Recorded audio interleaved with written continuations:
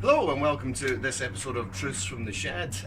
In this episode I've got with me Adam who is going to share his guidance and tips on how he was able to take himself out of a negative space and really turn that around and use it for a force of positivity to help him to really achieve great things in the future. So first of all, Adam, tell us a bit about yourself. What's your business? What do you do? Hi, I'm a autistic spectrum disorder specialist, so I coach people who are on the autistic spectrum, be it whether it's the children on the spectrum, parents, or even adults on the spectrum, to completely change their lives around, identify, what challenges they have, and how to turn those challenges into positives in order to completely change their lives around to live a full, fulfilling life, which these individuals are fully more than capable of, and they just don't get the opportunity. So it's my job in order to make sure that they get the opportunities that they deserve. Nice, yeah. And we were talking just before the video earlier on about just how challenging that can be. I think anyone out there who has kids knows that it's a hard gig. Absolutely. You're gonna sort of empathise already. But Adam was saying that looking after kids that are on the spectrum, and there's obviously further challenges involved in Absolutely. that. And you talked about long periods of sort of managing attacks and exhaustion and things like that. Absolutely, yeah. Because when children on the autistic spectrum, they could have meltdowns lasting for anything up to 3-4 hours in the most extreme cases. Gosh. And having to deal with that is a struggle for anybody, really, to be honest. So you and your partner at the time obviously reached out for help, as is often the case. Sort of the help wasn't forthcoming, shall we say.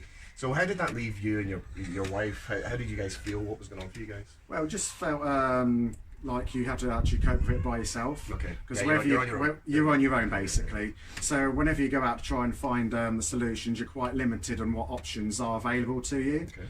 So again, that affects your self-confidence. We're really kind of having to, because I had to give up my full-time career in order to become a full-time carer, because with the autistic spectrum and the children and work, going to various different appointments, dealing with the situations in order to, Kind of full-time job in itself. It's a full-time job in itself, so obviously it does not fit in with the work environment. So being in that situation for quite a long time, obviously it builds up stress because you're constantly in that situation, and you feel that you've got no break at all from it. So you do end up feeling depressed, trying to find the answers which aren't available to you.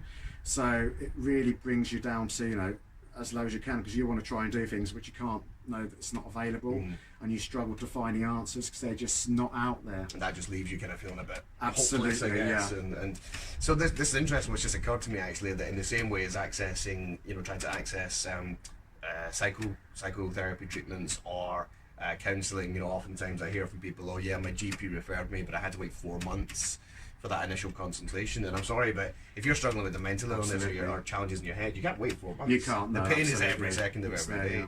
So obviously you were kind of left in the lurch a little bit, and in this situation, what did you guys do to kind of get yourselves out of that? So I decided to take the personal development route. So that was personal development for you. Personal development for myself, in order to find the answers, in order to improve my confidence, and in order to drag me down from the hole, going to to being on top of a mountain, basically, to be able to observe and create the answers that people want. So I'm there to give them the options which aren't available to most people. And that's the huge positivity that's come out the back of sort of Adam's choice way back. Could I just gone down to that hole and stayed there, or look for the positive and turn to personal development? And personal development's huge. I think that's a really great way to build yourself back up. After my depression years ago, I was very lucky the company I worked for offered a lot of training courses, so I really built myself up bit by bit by expanding my skills and growing my own confidence as well. It's a far more productive way to look at things to help move yourself forward.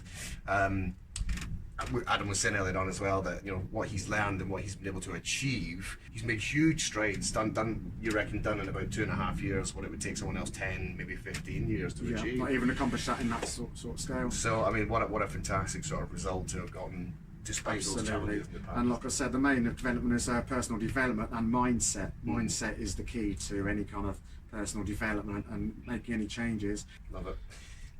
So there you go. That's this week's Truths in the Shed. If you want to if anything resonated for you from this video, please do comment or send us a message and let us know what you think. If you think either of us can help you in any way, then please do contact us and let us know how we can help you. And yeah, that's the advice from this week's Truths from the Shed.